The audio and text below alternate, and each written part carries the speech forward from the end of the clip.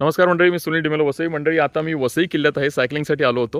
हे समोर जे तुम्ही पाहताय ते वसई किल्ल्याचं सागरी प्रवेशद्वार आहे आणि त्याच्या बाहेरच हे दोन मोठे वृक्ष आहेत.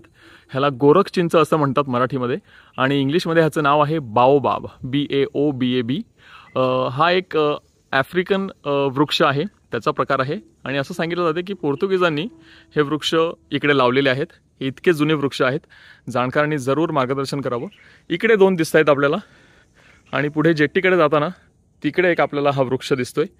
शिवाय निर्मळ परिसरामध्ये एक वृक्ष आहे असा, आणि वसईभर बऱ्याच ठिकाणी हे वृक्ष आहेत. दुर्मिळ असले तरी पण 8-10 तरी वसईभर असावेत असा कयास आहे.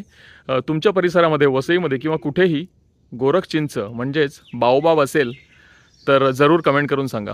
सुंदर वृक्ष आहे हा, बघा.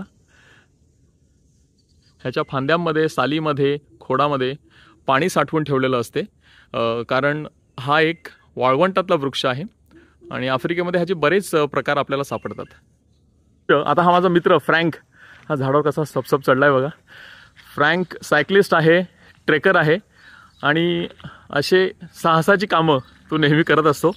मी कोणाला रेकमेंड करणार नाही हे करण्यासाठी, कारण तो ट्रेंड आहे ह्यामध्ये आणि तो हे करू शकतो. हा बघा कुठून गेला बघा. जबरदस्त, वा. 1 मिनिट, उजेड जो आहे तो आता व्यवस्थित दिसतोय. फ्रँक, वरून व्ह्यू कसा आहे? झकास. एकच शब्द.